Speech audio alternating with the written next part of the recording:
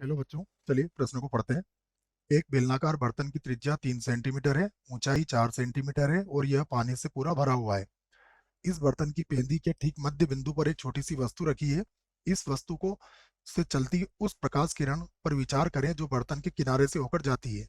मान लें कि इस किरण तथा वस्तु से चलती ऊर्ध्वाधर दिशा की किरण के कटान बिंदु से प्रतिबिंब का निर्धारण किया जाता है। इस प्रतिबिंब का उपयोग कर वस्तु की आभासी गहराई निकालें। वस्तु की गहराई तथा आभासी गहराई का अनुपात भी निकालें, जबकि पानी का अपवर्तनांक आपको 1.33 दिया हुआ है।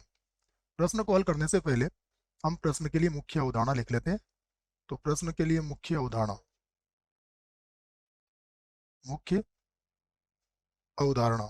मुख्य अवधारणा में हम प्रश्न में जिन सूत्रों का प्रयोग करेंगे या जिन नियमों का प्रयोग करेंगे उस नियम को लिखेंगे। तो इस प्रश्न में बच्चों हम स्नेल का नियम लिखेंगे। मैं लिख देता हूँ स्नेल का नियम। स्नेल का नियम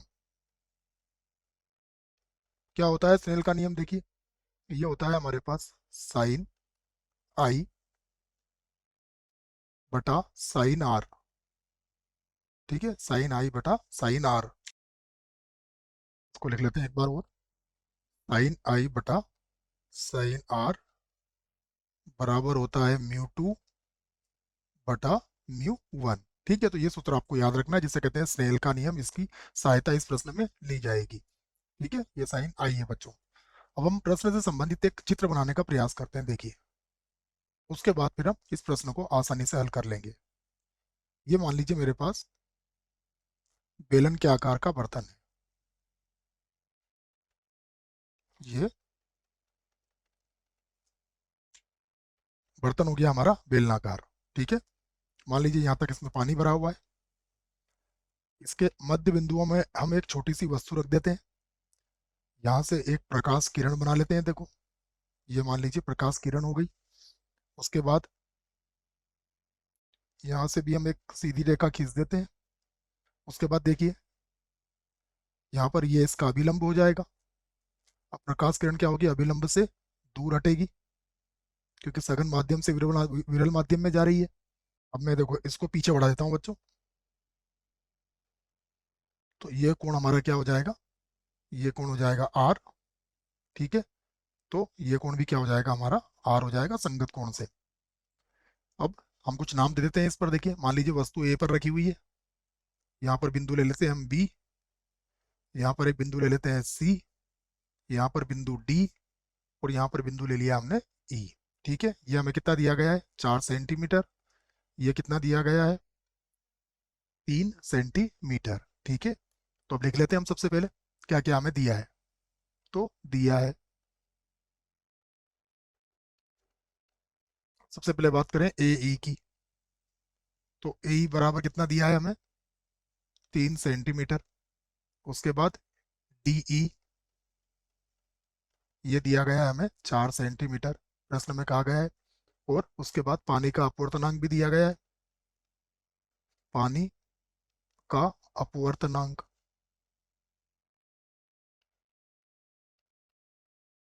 पानी का अपवर्तनांक हमें दिया गया है 1.33। ठीक है, तो देखिए सबसे पहले मैं समकोण त्रिभुज लेता हूँ एईडी में। समकोण त्रिभुज,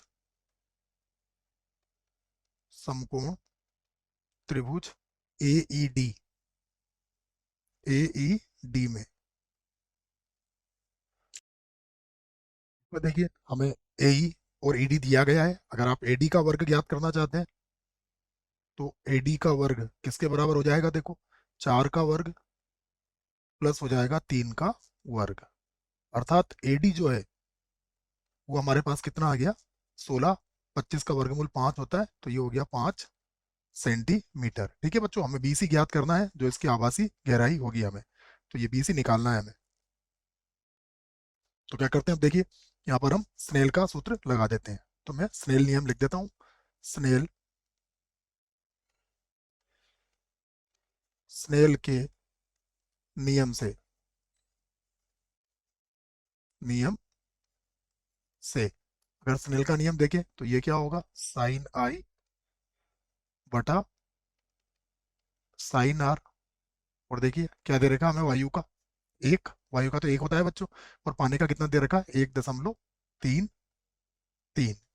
ठीक है, तो ये लगभग लगभग किसके बराबर हो जाएगा बच्चों, ये हो जाएगा 3/4 के। ठीक है, क्यों होगा, क्योंकि 1/1.33, ये दशमलव के दो स्थानों तक अगर मान देखते हैं तो ये दशमलव के दो स्थानों तक 0.75 होता है, तो ये लगभग 3/4 के ही बराबर होता है। ठीक है, तो इसको मैंने 3/4 लिख लिया है। यहाँ से आ जाएगा साइन आई बराबर 3/4, और यहाँ आ जाएगा साइन आर। ठीक है, अब देखिए हम साइन आई का मान ज्ञात कर सकते हैं। साइन आई बराबर क्या होगा, यहाँ से लिख देता हूँ मैं। साइन साइन क्या होता है, इसमें आता है लंब, और बटे में क्या आता है, कर्ण। इसी का अनुपात होता है ये। तो इस त्रिभुज में देखिए लंब कितना होगा, साइन आई की बात करें तो लंब होगा 3, और इसका कर्ण कितना निकाला है हमने, 5, तो ये 3/5 हो जाएगा। ठीक है, 3/5 साइन आई का मान। तो ये लिख दिया मैंने 3, बटे में कितना आ गया, 5, बराबर मैं लिख भी देता हूँ कि साइन आई का मान कितना होगा, 3/5 के बराबर होगा। ठीक है, बराबर कितना हो गया, 3/4, और ये हो जाएगा साइन आर, तो 3 से 3 कट जाएगा। साइन आर का मान हमारे पास आ चुका है। साइन आर बराबर कितना हो जाएगा, देखिए 4/5। साइन आर का मान हमारे पास कितना आ गया, 4/5 आ गया। ठीक है, अब अगर आप देखें तो हमें ज्ञात क्या करना है, हमें ज्ञात करना है बच्चों बीसी का मान। तो बीसी का मान है, और ये हमें कितना दिया गया है, 3 सेंटीमीटर।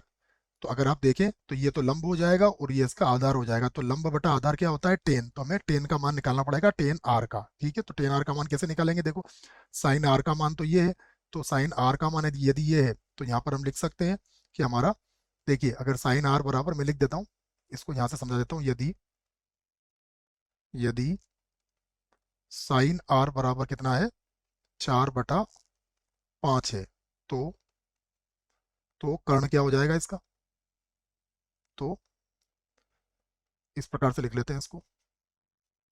तो 10 आर तो 10 आर कितना हो जाएगा, 4/3। ठीक है, 4/3 कैसे आया, आप यहाँ भी समझ सकते हैं। देखो अगर 4 और 5 है तो इसका मतलब ये हुआ कि अगर हमें आधार का वर्ग निकालना है बच्चों, तो आधार बराबर क्या होता है, कर्ण का वर्ग कितना हो जाएगा, 25, माइनस 4 का वर्ग कितना हो जाएगा, 16, तो आधार कितना आ जाएगा हमारा, 3। ठीक है, तो ये लंब कितना हो गया, 4, और आधार हो गया 3, तो ये 4/3 हो गया 10 आर का मान। ठीक है, 10 आर का मान क्यों निकाला हमने, इसके लिए चित्र देखिए। 10 आर का मान इसलिए निकाला क्योंकि यहाँ पर कोण बन रहा है आर, त्रिभुज बीसीडी में। तो त्रिभुज बीसीडी में देखो 10 आर किसके बराबर होगा, लंब कितना होगा, 3/BC के बराबर हो जाएगा। तो 10 आर को क्या लिख दूंगा मैं, 10 आर को लिख दूंगा मैं इस प्रकार से, देखो फिर से देख लेते हैं एक बार चित्र। ये हो जाएगा 3/BC। ठीक है, तो इसको लिख दिया मैंने 3, और बटे में आ गया BC, बराबर कितना हो जाएगा, 4/3। ठीक है ना, किसकी बात कर रहे हैं हम, त्रिभुज त्रिभुज बी सी डी की बात कर रहे हैं, त्रिभुज बी सी डी से। ठीक है, इसका भी मैंने आपको कारण यहाँ पर दे दिया है। तो देखिए बीसी का मान क्या आ जाएगा, बीसी को ऊपर ले जाएंगे आप तो ये 9/4 हो जाएगा, तो बीसी बराबर हो जाएगा 9/4। यहाँ से लिख देते हैं हम बीसी बराबर 9/4। ठीक है, तो ये हमारे पास क्या मान आ गया, बीसी का मान आ चुका है। अब हमसे क्या पूछा गया है, देखिए हमसे पूछा गया है कि वास्तविक इसकी वस्तु की आभासी गहराई निकालें। तो वस्तु की आभासी गहराई कितनी आई, देखो मैं लिख देता हूँ, वस्तु की आभासी गहराई, वस्तु की वस्तु की आभासी आभासी गहराई, वस्तु की आभासी गहराई कितनी आ गई, 9/4 हो गई। ठीक है, इसको लिख देंगे हम सेंटीमीटर में। तो ये 9/4 हो गई। अब हमसे क्या पूछा गया है, तो एक उत्तर तो हमारा आ चुका है। ठीक है, तो उसके बाद अब हमसे पूछा गया है कि वास्तविक गहराई और आभासी गहराई का अनुपात निकालें। तो यहाँ पर लिख लेते हैं हम, वास्तविक गहराई